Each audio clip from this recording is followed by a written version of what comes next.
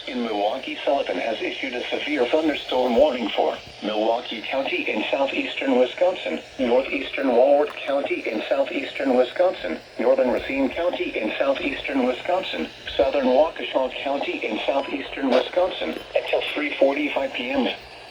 At 3:04 p.m., a severe thunderstorm was located near Elkhorn, moving east at 65 miles an hour. Hazard, quarter-size hail. Source, radar indicated. Impact, damage to vehicles is expected.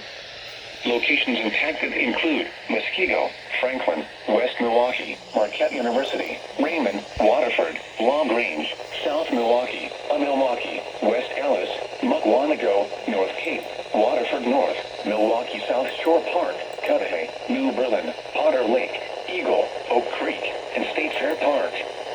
Other landmarks included are the following locations: Warner Botanical Gardens, General Mitchell International Airport, and Visser Forum. For your protection, move to an interior room on the lowest floor of a building.